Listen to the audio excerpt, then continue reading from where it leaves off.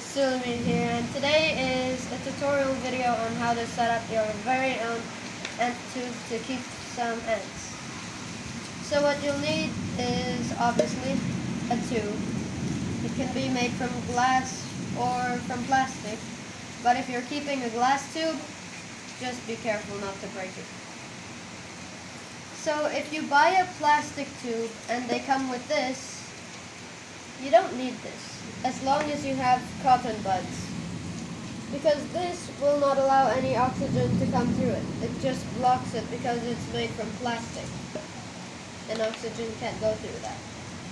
So, the first step to making an ant tube is to pour in some water. Then you just put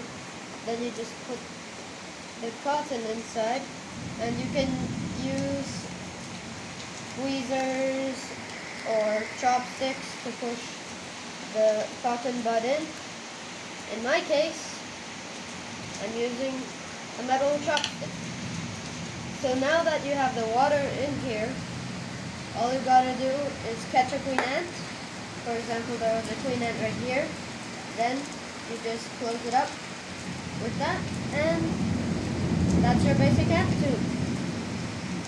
So this is what it looks like when an ant is in the tube. They would usually hang by the cotton where the water is, or the other one. Sometimes they bite to try to get out. So this ant, we found it yesterday because it just flew into our house, and we were like, let's get it. And this is our new ant species. We have not identified it yet, but we're getting to it, and we think it's the same type as that small ant colony in one of the videos. I forgot which one. And sorry about the thunderstorm. We just happened to be recording it at that time. So this is after 3 weeks of keeping an ant queen. You'll see that she starts to have a few eggs in there, and yeah. So if you're beginning to keep ants, the first ants you should get is the easiest ones to keep. Like in our case, it was the camponotus nicobariensis, the first colony ever to be shown on this YouTube channel, and also the first ant colony we ever had. Unless you mean our first ever video where we were playing a game with ants inside of it.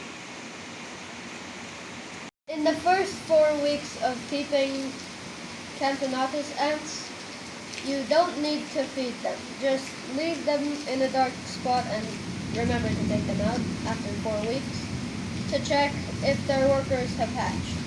If they haven't, give it about 1 more week, and if it still has not, let them go. And then in the future you might be able to catch them again when they've mated.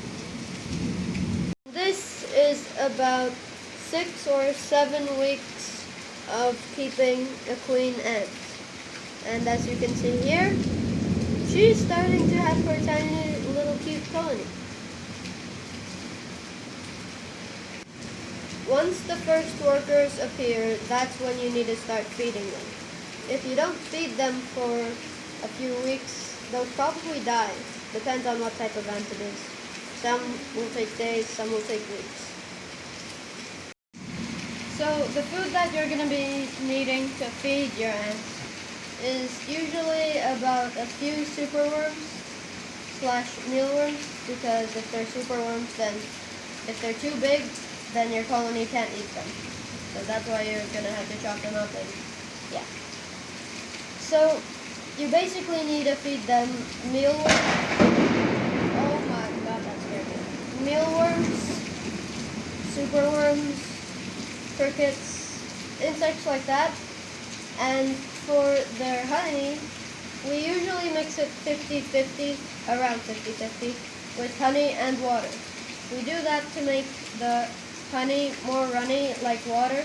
That rhymes. So that the ants can not drown in it and be stuck. So the honey is mainly for the workers so that they can stay alive. And the worms or insects are also for the workers, but mainly for the larvae and the queen, because the queen needs protein to make more eggs, and the larvae need protein to grow up to become workers. Once it gets hard for you to feed your ant colony inside of their tube because there's too many workers, that's when you know you gotta upgrade into a bigger setup, like the one that my camponotus nicobariensis are currently housed in. Of course, you'll have to apply the baby powder barrier with, what was it again? Alcohol. The baby powder barrier with alcohol. But make sure you mix them fast before it evaporates, because the alcohol is there so that it evaporates quickly and becomes their barrier to keep the ants in. But this is cheaper to buy than one of these, because the acrylic containers are not better, they're just more expensive for some reason, but they do have different components and stuff. But we have been having a few problems with these ones. Number one, kind of hard to put the food in, not that hard, just a little bit. Number two, there's little ants always getting into it, and there's no number three. So that's why the bigger one is better. And it's also cheaper if you don't have enough money. So these are the tools that we use. This one, the metal chopstick, is just used for pushing the cotton buds into the tube. And this one is for taking the cotton buds out, putting the food in and stuff like that. And the smaller one is just for more precise little things. The same thing, just more precise. This one, we just use it to show stuff and also to show the length and the size of the little ants or insects or whatever we're recording. This we just use to label the ant stuff, like the cover for the things. This we use for pouring the water inside to be more precise. And this we use to put the baby powder barrier. Some of these tools you don't have to have. Like for example, this one. It just helps you to pour in the water or whatever liquid you're pouring into. You don't necessarily need it, like you could just use something like this for your hands, but this just helps a lot. So this is how you apply the baby powder barrier. 3 things that you'll need. Okay, maybe 4. 1, the actual alcohol. 99%, almost pure alcohol. It could be in the 90s, around the 90s. Number 2, the mixing container so that you can mix the alcohol. And number 3, baby powder.